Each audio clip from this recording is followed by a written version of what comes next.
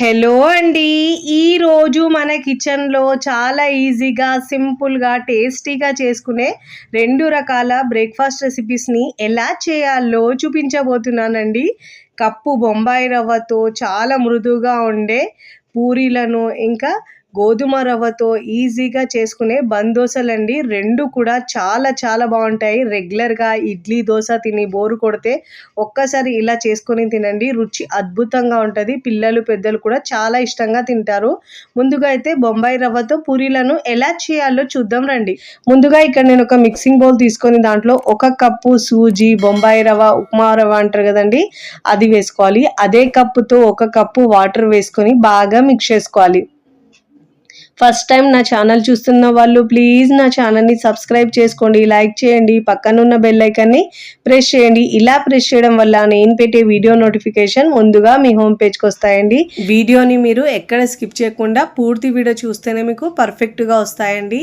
ఇప్పుడు ఇలా బాగా మిక్స్ చేసుకున్న తర్వాత ఒక 5 నిమిషాల పాటు పక్కకు పెట్టుకోవాలండి. ముందుగా నేను ఇక్కడ 2 మీడియం సైజు ఆలుగడ్డల్ని ఉడికించి తీసుకున్నానండి. చల్లారిన తర్వాత ఇలా పైన పొట్టు తీసేసి మనం ఇలా మ్యాషర్తో బాగా మ్యాష్ చేసుకోవాలండి. చాలా సింపుల్గా ఈజీగా చేసుకోవచ్చండి. రుచి అయితే చాలా చాలా బాగుంటుందండి. రెగ్యులర్గా తినే ఉప్మాతో బోరు కొడితే ఒక్కసారి ఇలా పూరీలు చేసుకోండి, రుచి అద్భుతంగా ఉంటుంది.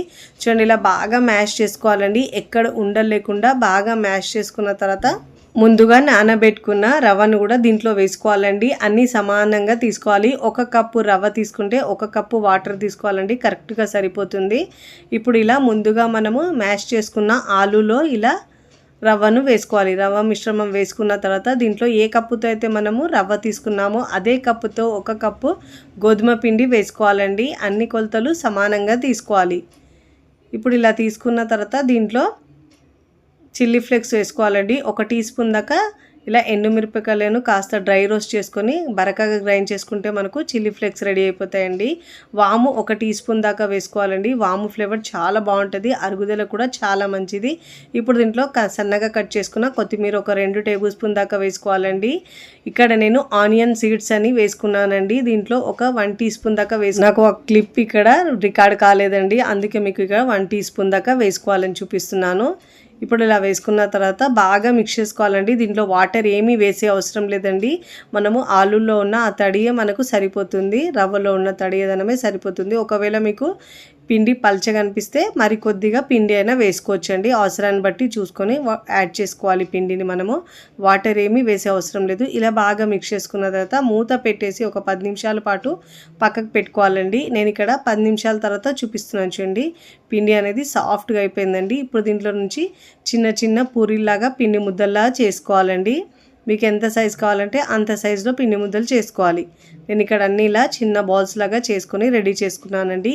ఇప్పుడు దీంట్లో నుంచి ఒక చిన్న పిండి ముద్ద తీసుకొని పొడి పిండి వేసుకొని చిన్న పూరీలాగా తాల్చుకోవాలండి. మరీ పల్చగా కాకుండా మరీ లావుగా కాకుండా మీడియంగా మనం పూరీలు అయితే ఎలా ఒత్తుకుంటామో సేమ్ అదే విధంగా ఒత్తుకోవాలండి. ఇలా పొడి పిండి వేసుకుంటూ అన్ని వైపులో తిప్పుతూ ఈక్వల్గా మనము పూరీని తాల్చుకోవాలి. చూడండి, ఇలా తాల్చుకొని పూరీని ప్లేట్లోకి తీసుకోవాలి. ఇప్పుడు డీప్ ఫ్రైకి సరిపోయినంత ఆయిల్ తీసుకొని ఆయిల్ బాగా వేడైన తర్వాత ఇప్పుడు పూరీని వేసుకోవాలండి. ఇలా వేసుకున్న తర్వాత గరిటెతో పైన ఇలా మనం లైట్గా ఇలా ప్రెస్ చేస్తుంటే మనకు పూరీ అనేది బాగా పొంగుతుందండి. చాలా బాగా వస్తాయండి. ఉప్మా రవ్వతో చేసినా కానీ ఈ పూరీల టేస్ట్ అయితే సూపర్గా ఉంటుంది. ఇలా మనము కారం అది వేసి చేస్తాం కాబట్టి మసాలా పూరీ సూపర్ టేస్టీగా ఉంటుంది. ఇలా 2 వైపులా మంచి గోల్డెన్ కలర్ వచ్చే వరకు ఫ్రై చేసుకొని ప్లేట్లోకి తీసుకోవాలి. చూడండి, ఇలా ఎంత మంచి కలర్ వచ్చిందో. ఇలా ఇప్పుడు ప్లేట్లోకి తీసుకోవాలి. ఇదే విధంగా మిగతా వాటిని కూడా 1 బై 1 ఇలా ఫ్రై చేసుకొని ప్లేట్లోకి తీసుకోవాలండి. చాలా ఈజీగా సింపుల్గా చేసుకునే ఈ పూరి మీకు నచ్చితే తప్పకుండా ట్రై చేయండి. ట్రై చేసి ఎలా కుదిరిందో నాకు కామెంట్ ద్వారా తెలియచేయండి.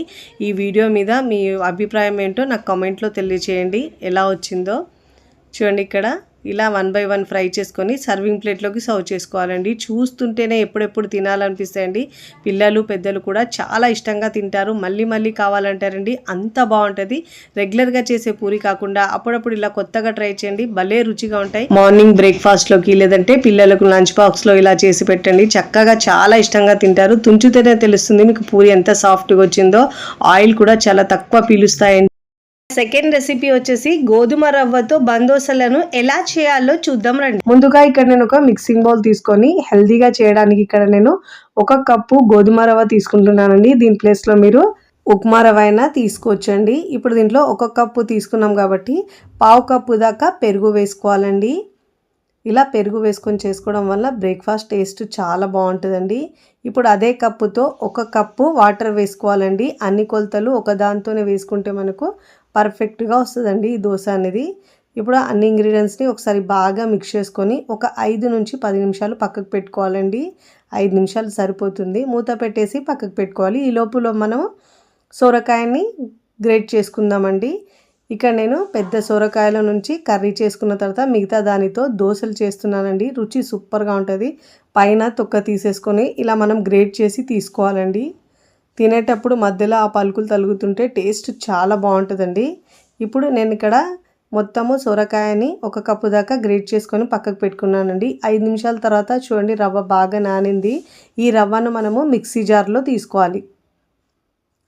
మిక్సీ జార్లో వేసుకోవాలి రవ్వను. ఇలా మొత్తం రవ్వ వేసుకున్న తర్వాత వాటర్ ఏమీ వేయకుండా మెత్తగా గ్రైండ్ చేసుకోవాలండి. ఒకవేళ అవసరం పడితేనే వాటర్ వేసుకోవాలి.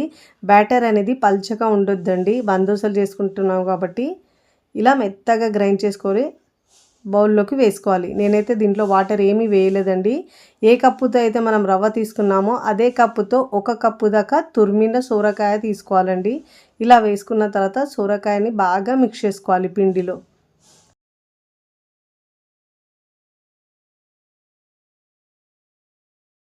ఇప్పుడు దీంట్లో 1/2 టీ స్పూన్ దాకా జీలకర్ర, ఒక 2 పచ్చిమిరపకాయలని సన్నగా కట్ చేసుకొని వేసుకోవాలండి.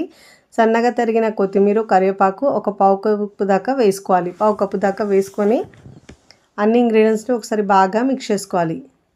చాలా టేస్టీగా ఉంటాయండి ఈ దోశలు అయితే సూపర్గా ఉంటాయి. పైన క్రిస్పీగా ఉండి లోపల సాఫ్ట్గా సూపర్గా ఉంటాయండి. ఇప్పుడు ఇలా బాగా మిక్స్ చేసుకున్న తర్వాత దీంట్లో రుచికి సరిపోయినంత ఉప్పు వేసుకోవాలి. ఉప్పు కారం మీ టేస్ట్ని బట్టి యాడ్ చేసుకోండి. ఒకవేళ స్పైసీగా ఎక్కువ తినే వాళ్ళైతే పచ్చిమిరపకాయలు ఇంకా ఒకటి ఎక్కువనే వేసుకోవచ్చండి ఉప్పు కారం అయితే. ఇప్పుడు ఇలా బాగా మిక్స్ చేసుకున్న తర్వాత ఇక్కడ మనం ఇన్స్టెంట్గా చేస్తున్నాం కాబట్టి ఈనో 1/2 టీ స్పూన్ దాకా వేసుకొని దానిపైన 1 టీ స్పూన్ దాకా వాటర్ వేసుకుంటే మంచిగా మనకు పిండి బాగా పులిసినట్టు అవుతుందండి. ఒకవేళ ఈనో లేని వాళ్ళు వంట సోడా 1/2 టీ స్పూన్ దాకా వేసుకొని నిమ్మరసాన్ని దానిపైన ఒక 2 చుక్కలు వేసుకొని మిక్స్ చేసుకోవచ్చు.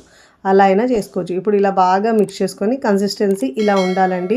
ఇప్పుడు స్టవ్ మీద చిన్న పోపు ప్యాన్ పెట్టుకొని దాంట్లో ఒక 1/2 టీ స్పూన్ దాకా ఆయిల్ వేసుకోవాలి. ఇప్పుడు ఇలా ఆయిల్ వేసుకున్న తర్వాత దీంట్లో ఆవాలు కొద్దిగా వేసుకోవాలండి. 1/2 టీ స్పూన్ దాకా. నచ్చని వాళ్ళు వేయకపోయినా పర్వాలేదు, కానీ తినేటప్పుడు అయితే చాలా బాగుంటుందండి. పైన ఇలా వేసుకుంటే చూడ్డానికి కూడా చాలా బాగా అనిపిస్తుంది. నువ్వులు ఒక 1/2 టీ స్పూన్ దాకా వేసుకోవాలి. కొద్దిగా నువ్వులు వేసుకోవాలి. ఇప్పుడు దీంట్లో ఒక 4-5 ఆకులు కరివేపాకు వేసుకొని ఇప్పుడు ముందుగా మనం రెడీ చేసుకున్న బ్యాటర్ని వేసుకోవాలండి. మరీ ఎక్కువగా కాకుండా ఒక 2-2.5 గరిటెలు వేసుకోవాలి. పెద్ద గరిటె అయితే ఒక 2 వేసుకుంటే సరిపోతుందండి. ఇలా వేసుకున్న తర్వాత మూత పెట్టేసి మంటను లో ఫ్లేమ్లో ఉడికించుకోవాలండి. ఎందుకంటే ఇది లావుగా ఉంటుంది కాబట్టి మంటను లో ఫ్లేమ్లో ఉంచి ఒకవైపు మంచి కలర్ వచ్చే వరకు ఉడికించుకోవాలండి. అప్పుడే మనకు లోపల వరకు ఉడుకుతుంది. మీరు ఇలా పోపు ప్యాన్లో ఇష్టం లేని వాళ్ళు మీరు కావాలనుకుంటే పెద్ద ప్యాన్లో అయినా ఇలా వేసుకొని ముక్కలుగా కట్ చేసుకొని అయినా చేసుకోవచ్చు. అలా అయినా బ్రేక్ఫాస్ట్ చేసుకోవచ్చు అండి. ఇలా ఒకవైపు మంచిగా కాలిన తర్వాత పైన ఇలా కాస్త ఆయిల్ వేసుకొని 1/2 టీ స్పూన్ దాకా మరోవైపుకు తిప్పుకోవాలి. ఇలా 2 వైపులా మంచి గోల్డెన్ కలర్ వచ్చే వరకు కాల్చుకోవాలండి. చూడండి ఇలా చక్కగా 2 వైపులా కాలుతూనే మనకు లోపల వరకు బాగా వేగుతుందండి. లేదంటే మీరు మంట హై ఫ్లేమ్లో ఉంచితే పైన కలర్ వచ్చేసి లోపల అలా పచ్చి పచ్చిగా ఉంటుంది. ఇదే విధంగా మిగతా వాటిని కూడా సేమ్ ఇలా ఆయిల్ వేసుకొని మళ్ళీ దాంట్లో నువ్వులు అవి వేసుకొని కరివేపాకు వేసుకున్న తర్వాత మళ్ళీ బ్యాటర్ వేసుకొని మంటను లో ఫ్లేమ్లో ఉంచి ఒకవైపు మంచిగా అయిన తర్వాత దానిపైన ఒక 1/2 టీ స్పూన్ దాకా ఆయిల్ వేసుకొని మరోవైపుకి తిప్పుకోవాలి. 2 వైపులా మంచిగా క్రిస్పీగా మంచి గోల్డెన్ కలర్ వచ్చే వరకు కాల్చుకొని సర్వింగ్ ప్లేట్లోకి తీసుకోవాలండి. చూస్తుంటేనే ఎప్పుడెప్పుడు తినాలనిపించేలా చాలా ఈజీగా టేస్టీగా ఉండే సొరకాయ బందోసలు మీకు నచ్చితే తప్పకుండా ట్రై చేయండి. ట్రై చేసి ఎలా కుదిరిందో కామెంట్ ద్వారా తెలియచేయండి. ఇక్కడ మీకు తుంచి చూపిస్తాను చూడండి. పైన క్రిస్పీగా లోపల సాఫ్ట్గా ఎంత బాగా వచ్చినాయో. నేనైతే పల్లి చట్నీతో సర్వ్ చేస్తున్నాను. రుచి అయితే అద్భుతంగా ఉందండి. వీడియో నచ్చితే లైక్ చేయండి. లైక్ చేసి హై బటన్ని నొక్కండి. ఫ్రెండ్స్ ఫ్యామిలీకి షేర్ చేయండి. మరికొన్ని టేస్టీ సింపుల్ క్విక్ రెసిపీస్ కోసం టీ కిచెన్ని సబ్స్క్రైబ్ చేసుకోండి. కమెంట్ చేయడం అస్సలు మరవకండి. Thanks for watching.